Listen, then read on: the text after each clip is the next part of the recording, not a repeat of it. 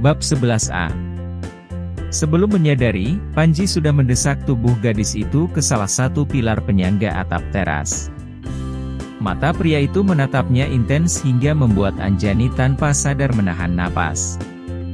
Napas panas pria itu menerpa wajahnya, sementara satu tangan pria itu menahan dagu Anjani agar bersitatap dengan matanya. Awalnya Anjani tidak memahami aliran panas yang memancar di seluruh pembuluh darahnya ketika untuk yang kedua kalinya ia harus tunduk dan terhanyut pada kehendak nafsu. Dengan perlahan dan intens, hingga membuat Anjani mengepalkan kedua tangan, bibir pria itu yang kenyal akhirnya menempel di bibirnya. Bukan hanya sekadar menempel, tetapi sudah merenggut semua kenikmatan surgawi yang membuat Anjani melayang ke atas awan.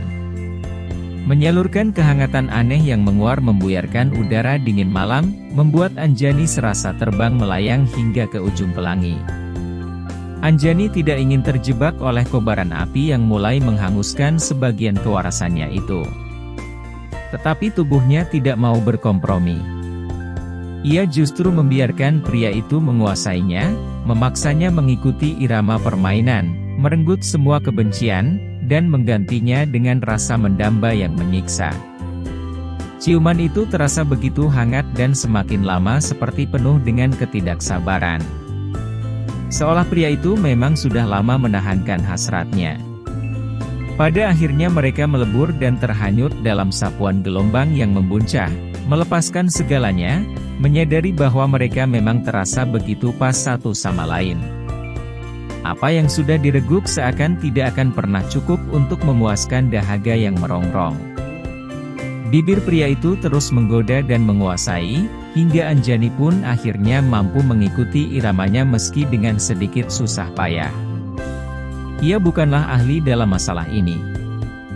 Seolah mengerti, Panji dengan sabar membimbingnya untuk merasakan dan mengecap keindahan itu bersama-sama. Lidah Panji menelusup demikian ahli, memorak-porandakan seluruh jiwa Anjani hingga membentuk gugusan partikel sekecil debu. Panji! Anjani! Apa yang sedang kalian lakukan di sana? Tegur Lia yang langsung membuat pasangan itu terkejut. Panji segera melepaskan pagutan bibirnya hingga membuat Anjani merasa limbung. Masih dalam keadaan setengah sadar, Anjani mengusap bibirnya sebentar dengan jemari yang masih gemetar. Bibirnya terasa agak bengkak akibat ciuman panas mereka tadi. Gadis itu mengatur napas yang masih tersengal dan berusaha memalingkan mukanya yang memerah. Gadis itu merasa sangat malu, karena kepergok oleh Tante Lia. Membutuhkan waktu agak lama, ketika ia memberanikan diri bersitatap dengan pemilik sepasang mata penuh selidik yang kini sudah berdiri di ambang pintu. Memangnya kalian mau ditangkap penjaga patroli? Dasar! Tingkah kalian seperti pasangan mesum saja. Ada nada geli di dalam suara Lia ketika menyadari jika kedua orang muda itu kelabakan melihat kehadirannya. Maaf, Tante. Panji segera menggandeng tangan Anjani yang masih terlihat linglung dan setengah menyeretnya masuk ke dalam rumah. Ada secercah senyum cerah tersungging di bibir Lia. Setidaknya ia merasa sudah ada kemajuan pesat dalam hubungan kedua orang itu. Lia juga tidak mengira jika kedekatan mereka akan terjalin secepat itu. Wanita itu menyadari jika pasangan itu memiliki ketertarikan begitu kuat antara satu dengan lainnya. Hanya saja baik Panji maupun Anjani, sepertinya memang belum menyadarinya. Tangan wanita itu segera meraih ponsel yang tadi tersimpan di saku piyama. Ia langsung mendial satu nomor yang sudah ia hafal di luar kepala. Lia terdengar membalas salam yang dilontarkan seseorang di seberang sana, sementara bibirnya tidak pernah berhenti tersenyum. Ada apa, Jeng? Tumben tengah malam meneleponku? Maaf jika aku mengganggu istirahat kalian. Tapi ada kabar baik yang tidak bisa aku tunda sampai besok. Sungguh? Apa ini mengenai anak-anak kita? Tentu saja. Sepertinya kita tidak usah menjalankan rencana kita karena ternyata anak kalian jauh lebih pintar. Reputasinya ternyata bukan isapan jempol belaka. Lia segera merendahkan suaranya dan ia mendengar kekehan seorang pria di seberang sana.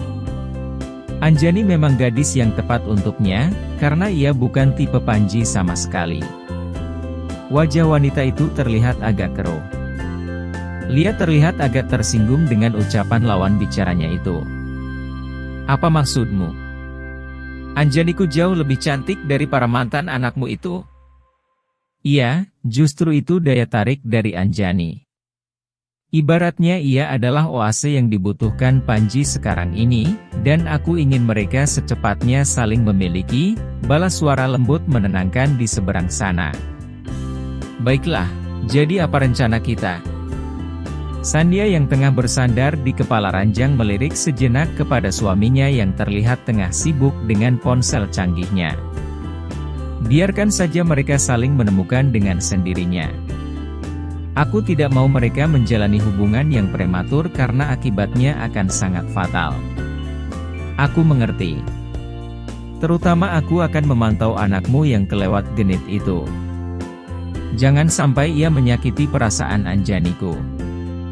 Percayalah, Panji anak yang sangat bertanggung jawab. Hanya saja, kadang pergaulan membawanya ke tubir jurang terdalam, desah Sandia merasakan beban berat ketika ingat bahwa kasih sayang Anang sedikit banyak sudah merusak moral anaknya. Tapi aku juga tahu, selama ini ia bisa lebih dari mampu untuk menjaga sikapnya agar tidak keluar dari koridor. Aku percaya itu. Maaf jika tanggapanku terlalu emosional. Kamu tahu jika aku sangat menyayangi Anjani, aku hanya ingin yang terbaik untuknya. Aku juga sangat menyayanginya, mereka berdua juga anakku, bukan? Sudahlah, aku pikir mulai sekarang kita biarkan saja hubungan mereka tumbuh secara alami. Terima kasih, Sandia. Maaf sudah mengganggu istirahatmu.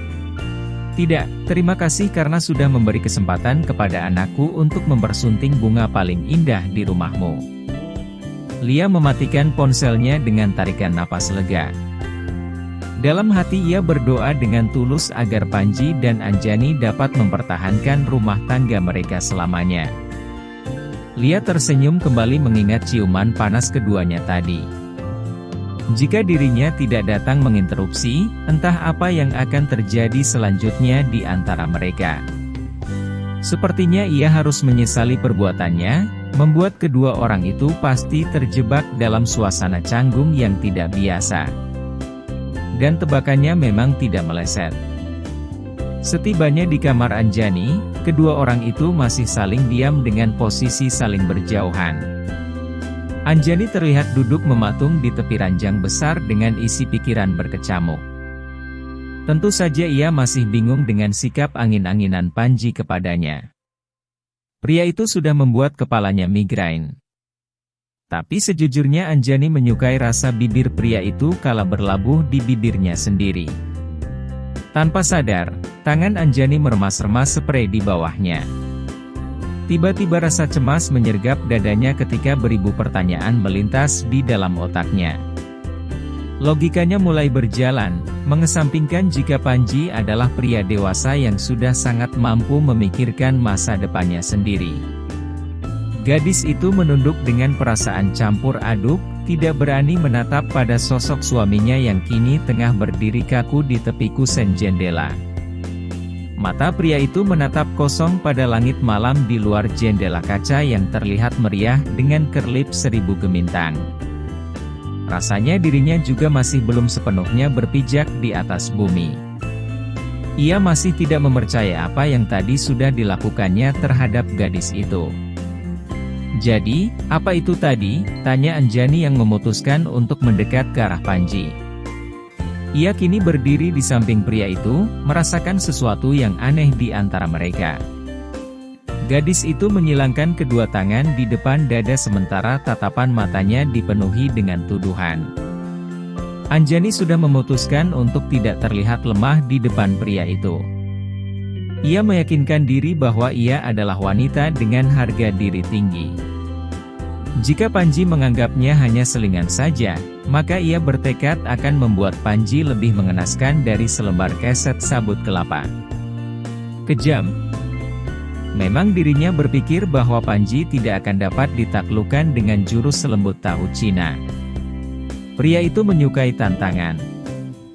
Sementara Anjani bukanlah salah satu makhluk yang seenaknya harus bertekuk lutut di bawah rayuan gombalnya. Kamu istriku, ingat. Lagi pula itu ada di dalam pasal kedua perjanjian kita. Ucapan enteng dari mulut Panji ternyata lebih dahsyat efeknya dari semburan api naga di dalam cerita Shrek. Memangnya apa yang ia harapkan dari pria sok segalanya itu? Berharap Panji mengucapkan kata cinta menggebu? Boleh melakukan kontak fisik, jika kondisinya memang memungkinkan. Dan Anjani mengutuk jari tangan Durjana yang sudah menandatangani kertas konyol itu. Kondisi memungkinkan bagi Anjani hampir tidak pernah terlintas di kepalanya. Karena dulu ia memang tidak pernah membayangkan jika hubungannya dengan Panji akan berjalan menjadi sedekat ini. Atau kamu ingin mendengar kata cinta dariku? Dengar, itu tadi hanyalah aksi spontanitas saja. Sepertinya bibirmu cukup manis dan aku senang karena dapat menikmatinya. Seharusnya Anjani langsung menampar mulut berbisa pria itu. Tapi ia justru hanya berdiri mengamati saja dari balik kegelapan kamar tidur. Mereka tidak sempat menyalakan lampu, tetapi cahaya redup dari lampu taman cukup untuk sedikit memberi keremangan di sana. Dan aku akan dengan senang hati memberikanmu lebih malam ini, tantang Anjani dengan sorot mata penuh tekad juga sakit hati. Panji terlihat agak syok dengan ucapan gadis itu. Jangan melawanku, karena kamu tidak akan menang. Jadi, apa kamu takut, Mas Panjiku sayang?